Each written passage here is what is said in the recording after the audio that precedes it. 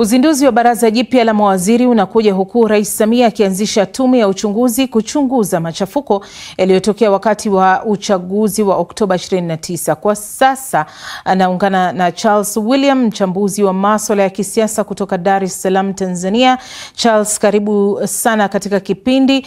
Unazungumziaje uteuzi huu wa baraza jipya la mawaziri la Rais Samia Suluhu Hassan? Ni uteuzi ambao umeshitua watu wengi.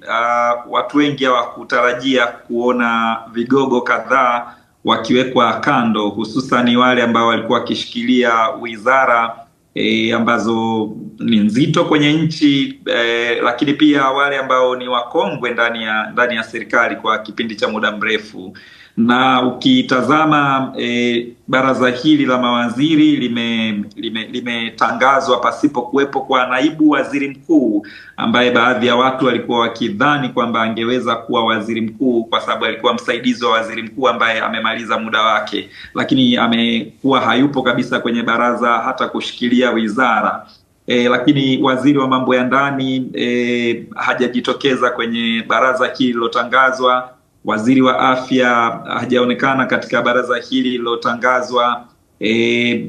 Spika wa bunge ambaye baada ya kuondoka kwenye kinyang'anyiro cha ubunge watu kadhaa walikuwa wakibashiri pengine angehamia kwenye baraza la mawaziri, lakini pia hayupo. Kwa hiyo lina mshtuko kwa maana kwamba linatambulisha sura mpya na kuweka kando vigogo ambao walikuwa wamezoeleka kwenye siasa za Tanzania kwa takriban miaka 10 iliyopita.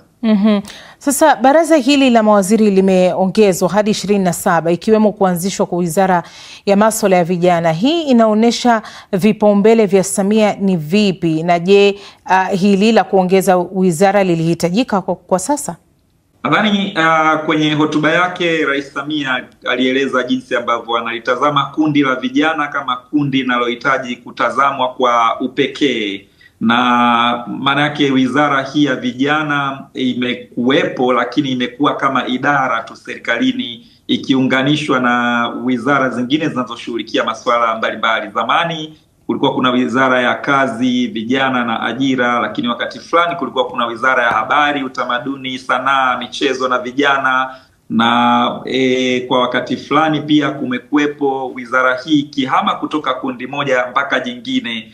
Na wakati huu wa Rais Samia ameamua wizara hii ambayo kwa kipindi kirefu imekuwa ofisi ya waziri mkuu, ndiye amekuwa akishikilia dhamana ya masuala ya vijana. Yeye ameihamisha kutoka ofisi ya waziri mkuu na kuipeleka kwenye ofisi ya rais, na ameteua waziri sasa kamili ambaye anashughulikia masuala ya vijana tu, hakuna jambo lingine lolote. Na uteuzi wa Joel Nanauka kama waziri kwenye wizara hiyo nimeona umefurahisha vijana wengi, kwa sababu Joel Nanauka amekuwa kijana mashuhuri hapa Tanzania kwa takriban miaka 10, lakini ameishinda ubunge kwa mara yake ya kwanza baada ya kujaribu kugombea mara 2 huko nyuma akishindwa. Hii mara ya 3 amefanikiwa kuwa mbunge kwa mara ya kwanza kama kijana na ameteuliwa kuwa waziri katika wizara hiyo. Nimeona ni jambo ambalo limefurahisha watu wengi, hasa hapo kwa Joel Nanauka.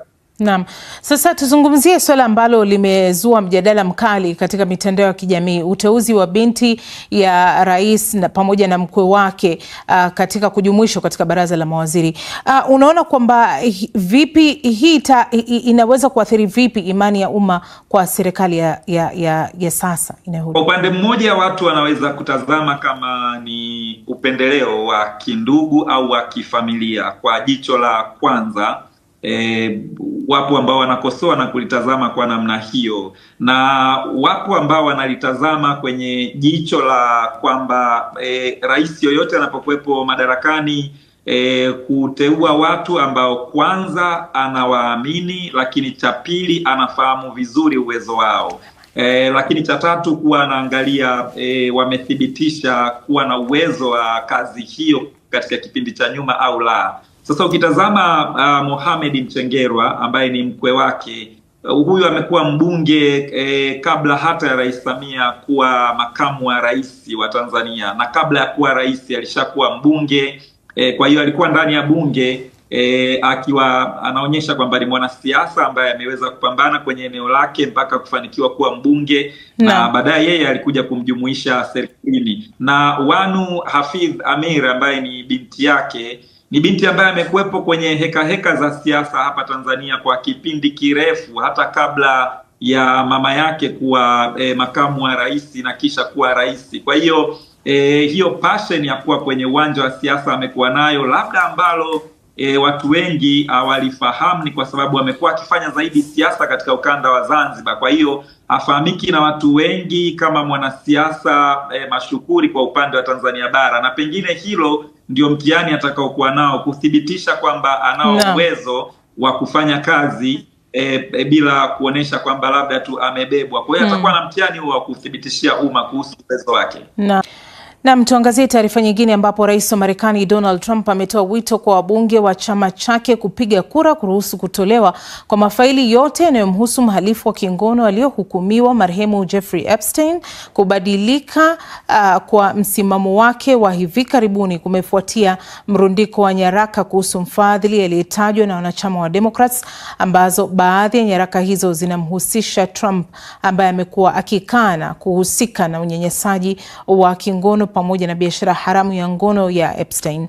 Mpaka sasa hakuna dalili yoyote ya makosa yoyote yaliyofanywa na Trump katika barua pepe zilizotolewa. Kwa sasa wanachama wa Republican wameonyesha wako tayari kupiga kura kuunga mkono mswada ambao utailazimisha serikali ya Marekani kuchapisha nyaraka zote kuhusu Epstein na uchunguzi wa jinai dhidi yake. Mbunge wa Republican Marjorie Taylor Greene alizungumza na CBS, mshirika wa BBC nchini Marekani. Haya ni maelezo ambayo yamehitajika kuwekwa wazi kwa muda mrefu sana, na watu wa Marekani wameyataka. Hivyo wananchi wa Marekani wanastahili kuona uwazi kutoka kwa serikali yao. Watu matajiri na wenye mamlaka hawapaswi kulindwa. Hilo si sahihi kabisa. Lakini Trump amepuuzilia mbali ukosoaji kuhusu jinsi serikali yake ilivyoshughulikia faili za Epstein. Kwa hivyo wanamtumia Jeffrey Epstein kama njia ya kupotosha kutoka kwenye mafanikio makubwa tunayoyapata kama chama. Mwandishi wa BBC Sean Dilley anaelezea kwa kina kuhusu maendeleo ya hivi karibuni.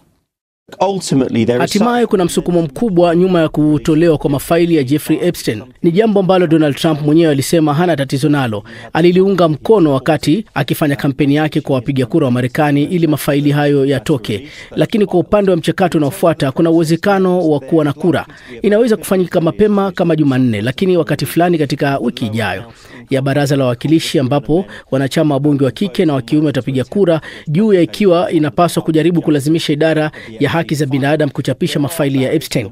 Kuna vizuizi vilivyokwamisha kwa kuwa Baraza la Seneti ambalo ndilo liko juu lingehitaji kuunga mkono jambo hilo, jambo ambalo kwa sasa halionekani kuwa na uwezekano kabisa. Lakini je, inamaanisha kwamba mafaili hayo lazima yatoke kesho? Je, inachangia msukumo wa kumfanya Rais Trump au mwana kichwa? Ndiyo, labda inafanya hivyo.